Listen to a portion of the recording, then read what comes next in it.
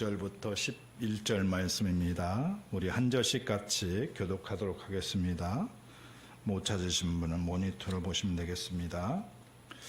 그 후에 바울이 아덴을 떠나 고린도에 이르러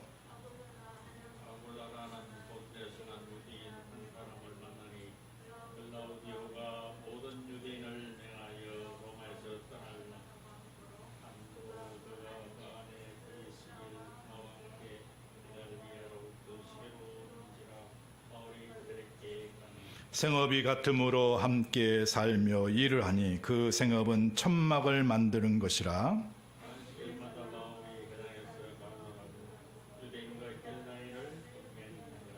실라와 디모데가 마게도니아부터 내려오매 바울의 하나님의 말씀에 붙잡혀 유대인들에게 예수는 그리스도라 밝히 증언하니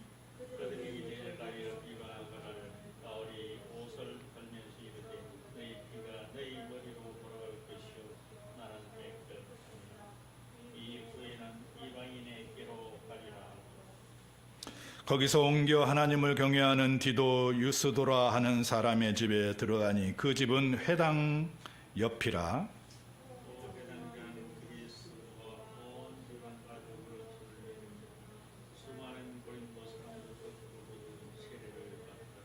밤에 주께서 환상 가운데 바울에게 말씀하시되 두려워하지 말며 침묵하지 말고 말하라.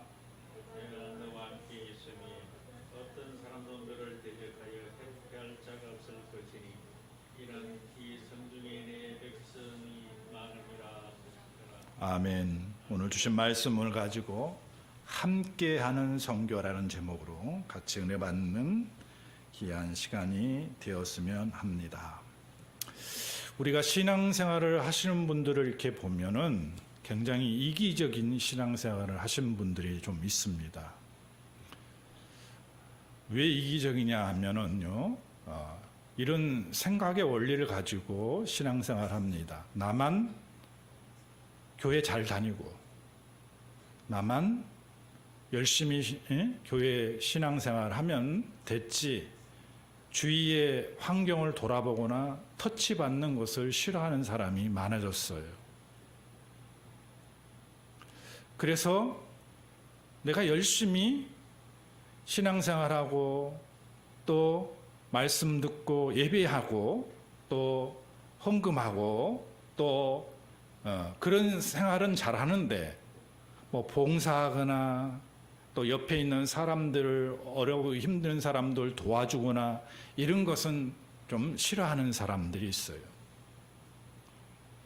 사실 이런 모습을 보면은 그 신앙생활이 온전치 않는 신앙생활입니다. 왜 온전치 않냐면 우리가 예배드리고 우리가 열심히 교회에 나와서 하나님께 예배드린 그것으로 신앙생활을 다 한다면요, 우리는 반만 신앙생활을 하는 거예요.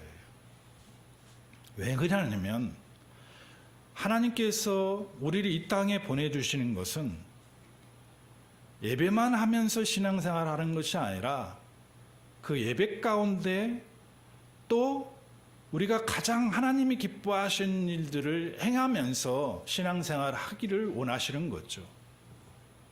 그게 뭘까요? 네? 그게 이유를 분명히 알아야 되죠. 이 땅에 예수님께서 왜 오셨는가? 예? 이 땅에 예수님께서 그냥 오셔가지고 교회만 다니면 너희가 구원받고 너희가 복받을 것이다 그렇게 얘기하지 않았어요. 많은 사람의 대속물로 왔어요. 쉽게 얘기하면 사람 살리기에 왔어요. 죽어있는 영혼들을 살리기에 왔다는 얘기죠.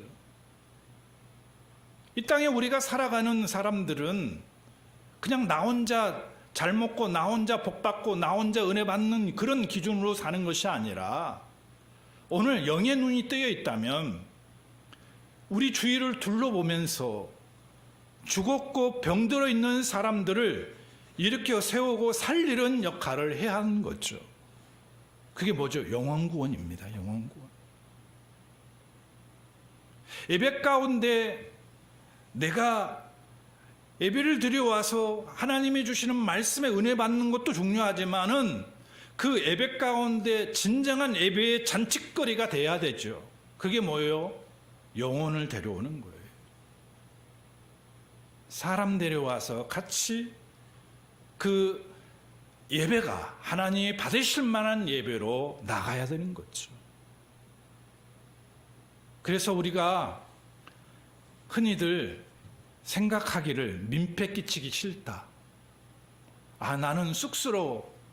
내가 이 복음을 나누면은 좀 부끄러워, 창피해. 그래서 멈춰버리고 마는 사람들이 있어요. 하나님이 가장 기뻐하시는 게 뭐냐고요? 영혼 살리는 거예요. 영혼 살리는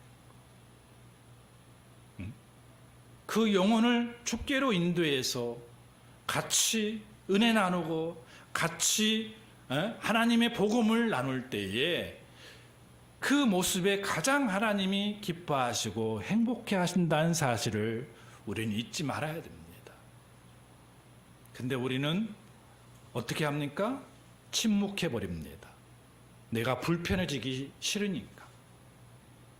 일주일 살면서 내 주위에 수많은 사람을 만났잖아요. 은혜의 복음을 나눠봤습니까? 예? 은혜의 복음을 나눠봤냐 이거죠. 사실 이게 이렇게 얘기하면 내가 불편할 수도 있는 말씀입니다. 근데 성경적으로 우리가 하나님의 말씀을 보면은 내가 영적으로 살았고 영적인 눈이 트여 있다면 내가 복음을 나누고 내가 옆 사람에게 나 만나는 사람들에게 은혜를 같이 나눈 그것이 실천하고 있지 않다면 엄밀하게 나는 반쪽짜리 신앙생활을 하는 거예요. 반쪽짜리. 그래서 우리는 우리 자신을 이 시간에 한번 말씀을 보면서 돌이켜 봐야 됩니다. 내가 할 수 없는 영역 부분이 있을 때에는 내가 같이 협력하고 도와주고 섬기는 일들을 내가 해야 되겠죠. 사람마다요, 그 달란트가 있어요. 그리고 재능이 있어요. 재능이나 달란트 마찬가지지만 그런 기능을 가지고 있는데 나는 물질이 있다고 생각합시다만 그런 물질을 가지고 섬기는 거예요. 내가 어떤 달란트가 있어요. 어떤 다른 사람이 하지 못한 부분이 있을 때 같이 그 달란트로 섬겨주는 거죠. 왜 그렇죠? 그 영혼을 주께로 인도하기 위해서. 나는 이렇게 다른 건 다 못한데 내가 같이 이렇게 모이고 같이 차를 나눌 수 있는 공간은 제공해 줄 수 있다. 공간을 제공해 줄 수도 있고, 또 어떤 부분에 있을 때 달란트가 있으니까 그런 부분에 내가 섬겨줄 수도 있다 이거죠. 그러니까 내가 연구하고 생각하면은요, 나는 아무것도 할 수 없다고 생각할 수도 있는데 돌이켜보면은 내가 할 수 있는 부분들이 많다는 거예요. 힘이 있는 사람들은 같이 거들어서 또 이렇게 같이 협력해 나갈 수도 있잖아요. 우리가 이 땅에 살면서 교회 안에서 신앙생활을 해 나가는데 예배드리고 찬양하고 내가 은혜 받는 거 좋아요. 근데 하나님께서는 거기에 끝나지 말고 더 확장적인 신앙생활을 원하시는 거죠. 예를 들어서 내가 해외에 나가서 선교하지 못하고 있는데 내가 나가서 선교할 수 있는 비결이 있어요. 그건 뭐예요? 그 선교사를 돕는 일이죠. 오늘 본문에 있는 바울의 모습을 통해서 우리가 좀 살펴보면서 구체적으로 협력해서 또 함께하는 그런 선교가 어떤 선교인가를 보면서 같이 은혜를 나누는 귀한 시간이 되었으면 합니다. 첫 번째요, 하나님께서는 우리에게요, 하나님의 계획과 섭리 속에서 사람을 만나게 합니다. 우연히 있을 수가 없어요. 오늘 3절 말씀 봅시다. 3절에 뭐라고 그랬어요? 예? 자, 시작 같이 읽겠습니다. 생업이 같음으로 함께 살며 일을 하니 그 생업은 천막을 만드는 것이라. 자, 바울이요, 아데른을 떠나 고린도로 갑니다. 고린도로 가서 누구를 만나냐 하면 바로 아굴라를 만나야 돼요. 거기서 아굴라와 함께 생업이 같아가지고 오늘 뭘 하게 돼요? 천막 만드는 일을 하게 됩니다. 참 놀라운 일이죠. 그러니까 사람이 만나는 것이요, 다 하나님의 섭리 가운데 있다는 것을 우리가 알 수 있어요. 네? 우연히 만나는 게 아니죠. 하나님의 일을 위해서, 하나님의 영광을 위해서 이렇게 협력자를 붙여주는 거예요. 도울 자를 붙여주는 거예요. 응? 같은 일을 하다 보니까 같이 공감하게 되고 또 같이 그 심정과 마음을 나누게 되는 거죠. 그래서 아굴라를 만나서 아굴라와 브루스길라가 바울의 사역에 헌신적으로 이렇게 동참하게 됩니다. 우리가 살아가면서 정말 사람을 만나는 것이요, 우연이 아닌 거예요. 하나님의 계획하심과 섭리가 분명히 있다는 사실을 우리는 믿어야 됩니다. 그래서 내가 이 땅에 살아가면서 내가 만난 사람들을 귀중히 여겨야 돼요. 외면하지 말고, 우연이든 어떤 관계에서 소개를 받아서 만났든 간에 귀하게 여기고 소중히 여기는 중심이 마음에 있다면요, 먼저 무슨 생각을 하겠습니까? 그 사람이 영적으로 죽어 있고 병들어 있다면 그 사람을 살리고자 하는 마음이 있을 거란 얘기죠. 왜? 귀중히 여기는 마음이 있기 때문에. 하나님의 그 계획하심과 섭리가 우연이 아니다는 사실을 우리가 분명히 알아야 됩니다. 근데 하나님께서 바울이 힘든 가운데에서 주의 복음을 나누며 주의 선교를 감당하고 있을 때에 이렇게 사람을 붙여줘서 아굴라와 브루스길라를 붙여줘서 그 선교를 원활히 할 수 있도록 협력자를 붙여주신 거예요. 할렐루야. 교회도 마찬가지입니다. 목회자 혼자 교회를 이끌어가는 게 아닙니다. 하나님이 분명히 붙여주는 사람이 있어요. 붙여줄 때에 같이 호흡이 맞고 같은 뜻을 가지고 같이 나가면 교회도 부흥되고 성장할 수밖에 없습니다. 근데 각자 따로 놀면 어떻게 됩니까? 안 되죠. 원활한 선교를 위해서도 마찬가지입니다. 주위에 많은 사람들이 있어도 같이 협력해 주지 아니하면 그 선교를 원활히 할 수 없는 거예요. 여기 아굴라와 브루스길라가 같이 바울의 협력자라서 바울을 도우니까 바울이 힘이 있게 주의 일을 감당해가는 모습을 우리가 볼 수 있다는 겁니다.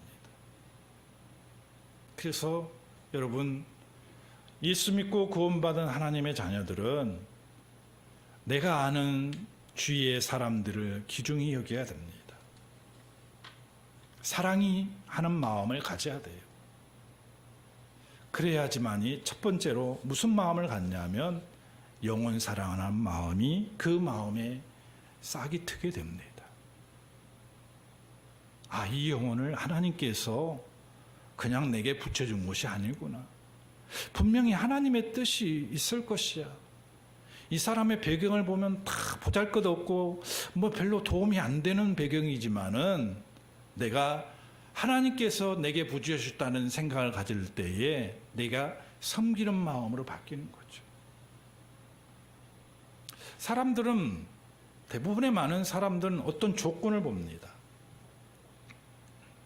어떤 배경을 보고 사회적 지위를 보면서 그 사람을 더 기이 여길까 그냥 평범하게 여길까 생각합니다. 그런데 예수 믿는 사람들은 그런 기준이 아닙니다. 하나님의 계획하심과 하나님의 섬세하심 속에 있다는 것을 믿고 모든 사람을 소중히 여기고 기이 여기는 마음을 가지면은 그 영혼을 사랑하는 마음이 있기 때문에 그 영혼을 위해서 어떻게 해요? 주의 복음을 나눌 수가 있습니다. 여러분, 이렇게 한번 제가 얘기해 볼게요. 여러분, 굉장히 친한 사람이 있다고 합시다. 각자 친한 사람이 있을 거예요. 가까이 지내는 사람이 있을 거예요. 그분에게 흘러가는 말이든 아니면 좀 정색해서 한 번이라도 교회 한번 같이 가보자, 예수 믿자, 이런 얘기 해보냐고요.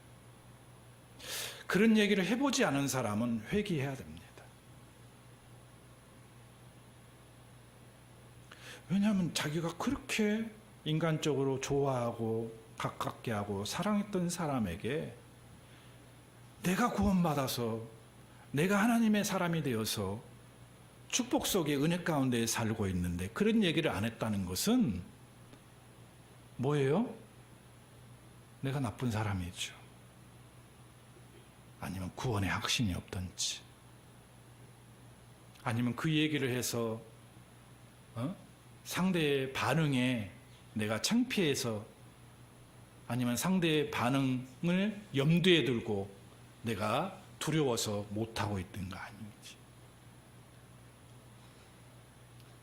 정말 우리가 한번 심각하게 생각해 보아야 되는 거예요. 하나님은 우연히 있을 수가 없어요.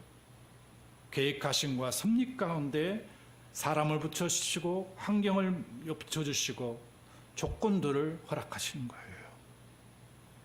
그렇다면 우리가 어떤 원리로 살아야 되겠냐 이거예요. 하나님의 뜻이 있다는 생각을 가지고 우리가 소중히 여기고 기이 여기는 중심으로 우리가 사람을 만나고 사람을 같이 교제하고 섬길 때에 먼저 무엇이 우러나와요? 주의 은혜의 복음을 나누고자 하는 마음이 나올 수밖에 없다는 거죠. 근데 이 아골라와 브루스길라는 이렇게 하나님 만나게 하셔서 누구의 일에? 바울의 선교사에게 큰 힘이 되는 동참자가 됩니다. 얼마나 감사합니까? 그러니까 우연히 있을 수 없어요. 이렇게 협력자를 붙여줘서 하나님께서는 주의 일을 감당하게 하는 거예요. 그래서 우리는 이 땅에 살아갈 때에 두 번째로 생각해야 할 것이 뭐냐? 우리가 주의 일을 하는 사람, 선교 일을 하는 사람, 새 힘을 얻고 주의 복음을 원활히 증거할 수 있도록 우리는 도와야 됩니다. 도와야 돼요. 5절 말씀 봅시다.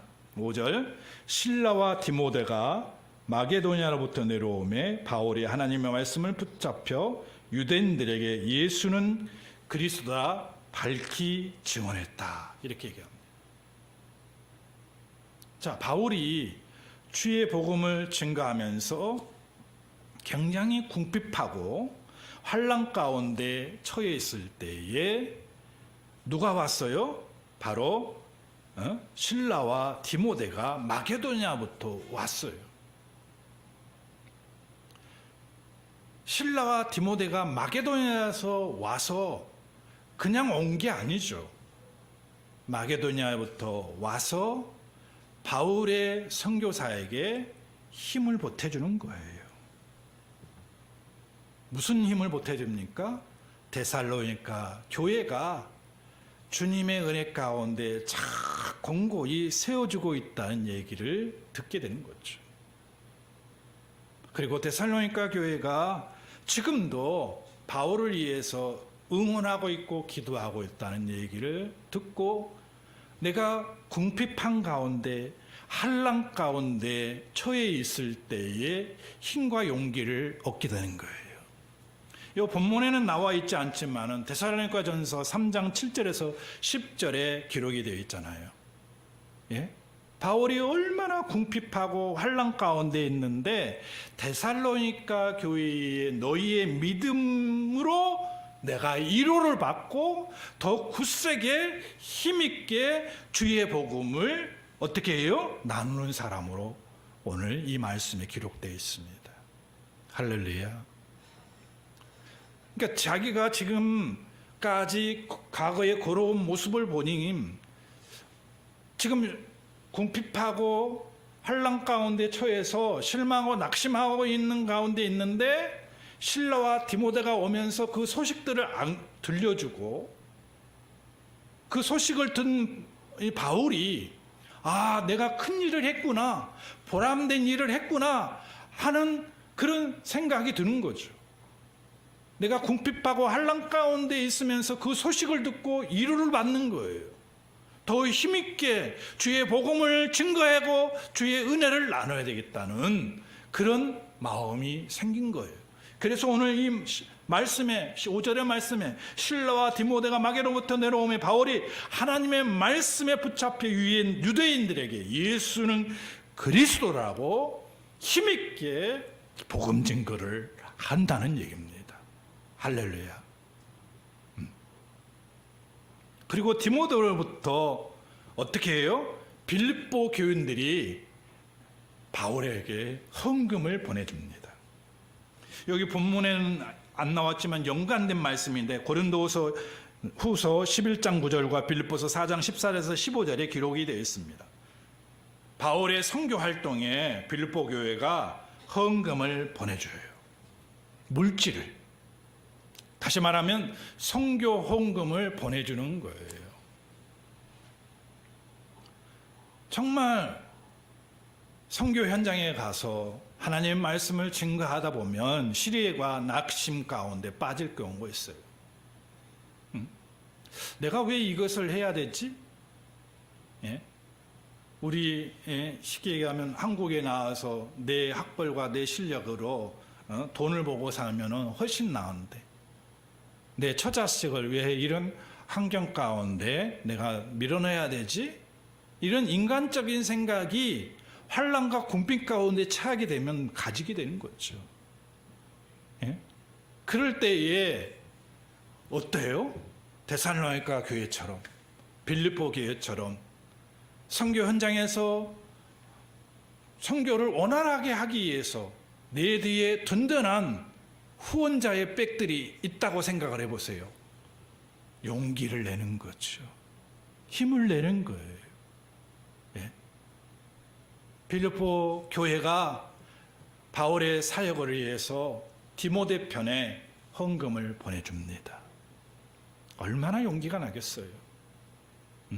얼마나 힘이 나겠습니까? 예? 시리와 낙심 가운데 있을 때 내가 혼자가 아니구나. 나를 위해서 지금도 기도해주고 나를 위해서 이렇게 물질로 섬겨주는 사람이 있다고 생각하니까 더 용기를 내는 거죠. 물론 하나님은 기본적으로 우리가 우리 가운데 함께 하시죠. 그런데 인간이기 때문에 연약한 가운데 처해 있기 때문에 사람들의 손길이 때로는 필요한 거죠. 하나님의 역사하심도 있지만 바울이 그래서 원활하게 주의 복음을 증거하고 나누는 그런 힘 있는 사역을 감당해 가는 것을 우리가 볼 수가 있습니다. 여러분의 조금 정성, 물질이요, 선교 현장에서는 큰 힘이 됩니다. 교회도 마찬가지죠. 물질이 있는 곳에 마음이 있습니다. 그 물질을 하나님께 드릴 때 그 물질이 죽어가는 영혼들을 위해서 사용된다면 얼마나 큰 선교의 보탬이 되는 일이겠습니까? 여러분, 어떤 사람은요 돈을 그렇게 모으더라고요. 돈을 많이 모았어요. 예? 돈을 모으기 위해서 자신의 육체와 환경에 개의치 않고 몰았어요. 수백억을 모았는데 암이 걸려가지고 죽을 처지에 놓인 거예요. 무슨 돈이 필요하겠어요? 하나님이 우리를 부르시면 아무 소용이 없습니다.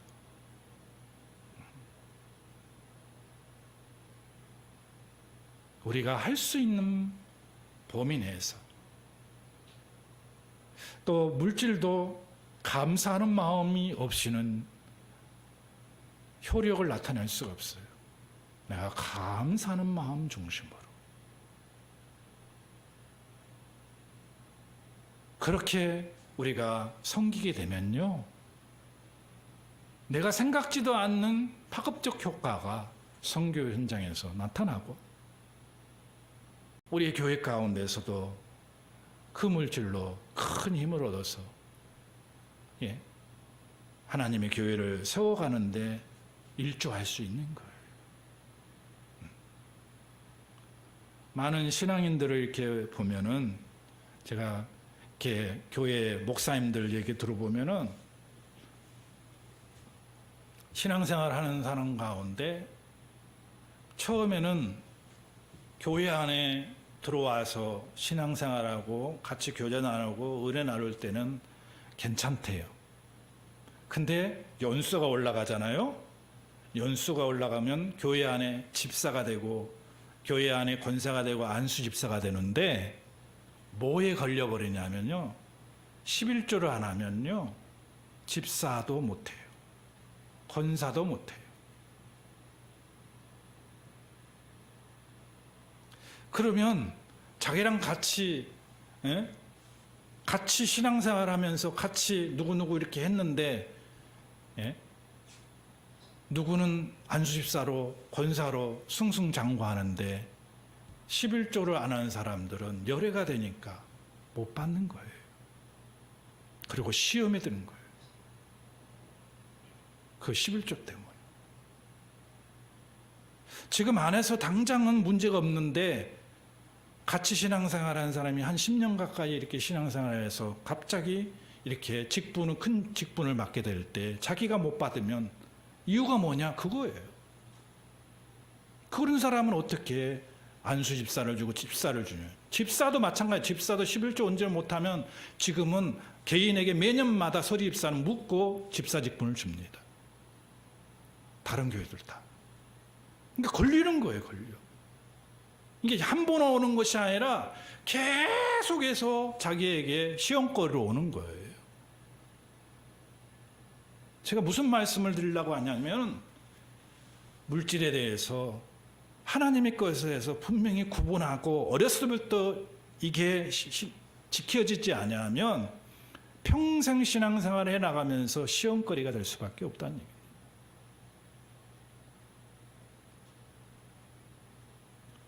걸리는 신앙이 있어요. 걸리는 신앙. 언젠가는 한 번씩 내게 가져와서 걸려서 시험거리가 되는 거죠.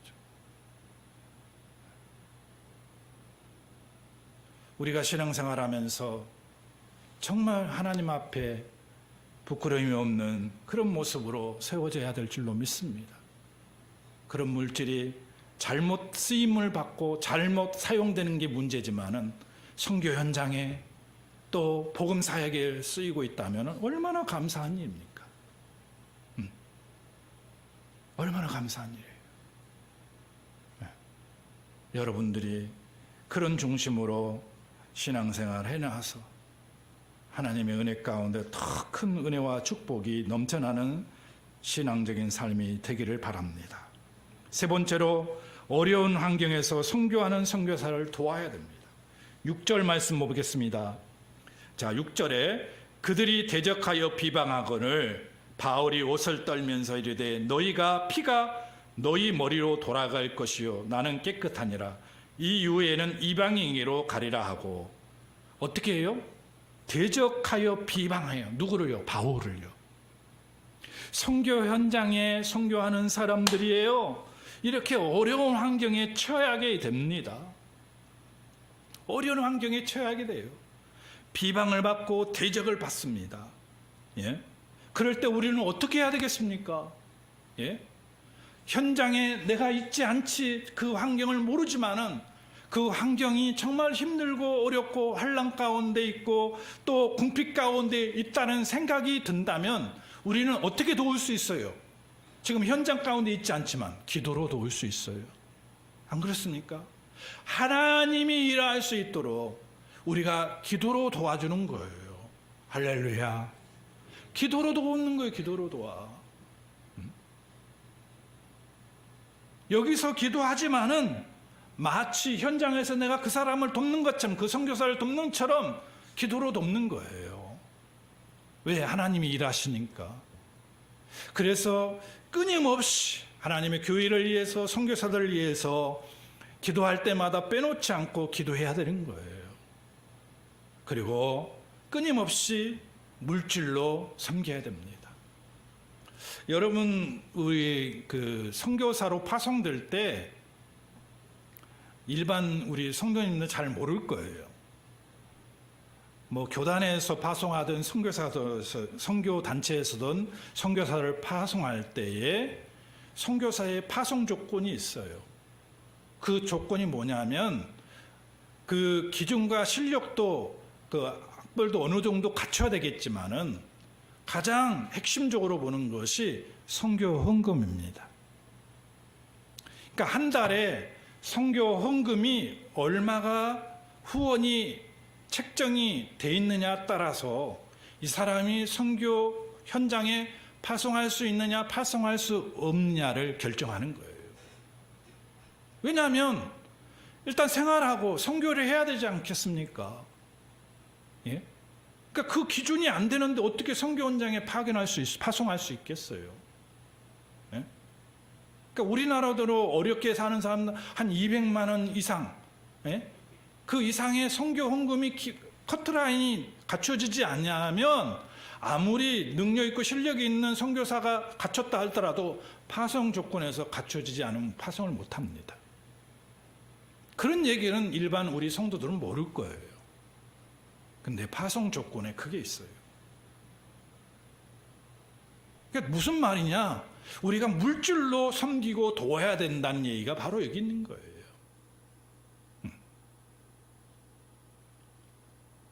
여러분, 기도를 도우시고 또 물질로 돕는 그 선교가 우리가 돼야 됩니다.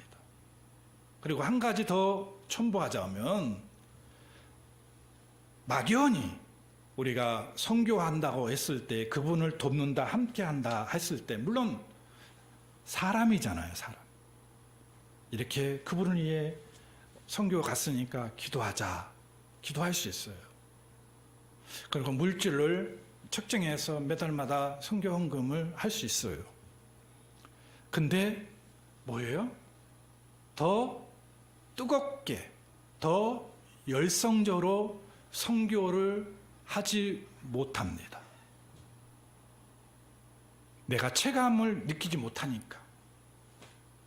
체감을 느끼는 방법이 뭘까요? 우리가 단기 선교로 한번 가는 거예요. 그래서 그 환경과 그 여건을 체험하는 거예요. 그리고 그 선교사들과 함께 선교하는 현장에서 같이 동고동락해 보는 거죠. 단기 선교로. 그래서 단기 선교 갔다 오면은 더 기도하게 되고 더 물질을 보내게 되고 이런 중심이 생기는 거죠. 막연히 한 것보다 인간인지라 자기가 눈으로 보고 체험한 환경이 있으면 더 적극적으로 우리가 선교 현장을 향해서 힘쓸 수 있다는 얘기입니다. 아멘. 마지막으로 우리는 하나님을 의지하면 하나님이 함께 하신다는 것을 믿어야 됩니다. 9절과 10절 말씀 한번 봅시다. 시작. 밤에 주께서 한산 가운데 바울에게 말씀하시되 두려워하지 말며 침묵하지 말고 말하라. 내가 너와 함께 있으며 어떤 사람도 너를 대적하여 해롭게 할 자가 없을 것이니 이는 이 성에 내 백성이 많음이라 하시더라. 아멘. 하나님께서 바울을 찾아와서 뭐라고 얘기하는 거 환상 가운데 두려워하지 말고 침묵하지 말란 얘기예요. 많은 사람들이 내가 교회를 다니면서 침묵하는 이유가 두려움 때문이에요. 반응이 어떻게 나올까 하는 두려움. 복음을 나눌 때에 왜 가까이 있는 사람들에게 은혜의 복음을 나누지 못한 이유가 두려움 때문이에요. 그래서 침묵하는 거예요. 그러니까 오늘 하나님의 환상 가운데 나타나서 바울에게 얘기하잖아요. 두려워하지 말고 침묵하지 말라는 얘기예요. 담대히 주의 복음을 전하라고 얘기합니다. 그러면서 그 10절에 내가 너와 함께 있으며 어떤 사람도 너를 대적하여 해롭게 할 자가 없을 것이니 이렇게 얘기합니다. 대적할 자가 없을 것이라고 얘기합니다. 할렐루야. 하나님께서 이렇게 붙들고 계시다는 얘기예요. 붙들고 계셔요.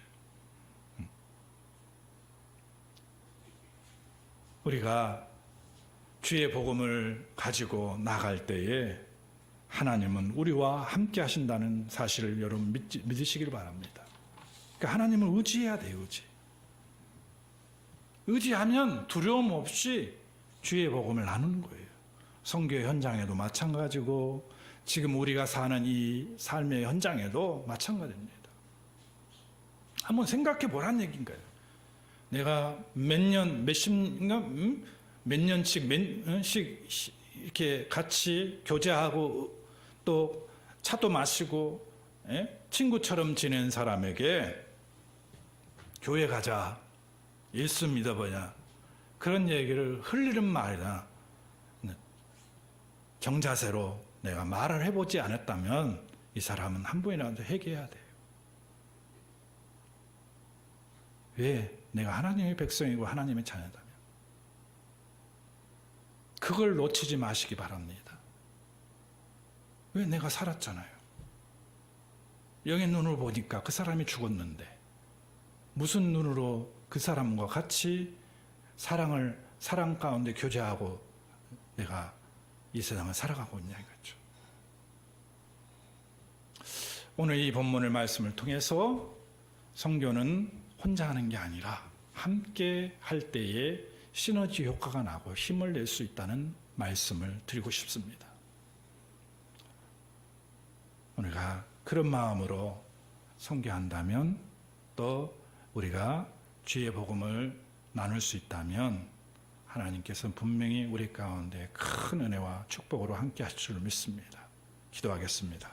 하나님 감사합니다. 오늘 주신 말씀을 통해서 우리가 더욱더 하나님의 은혜를 사모하며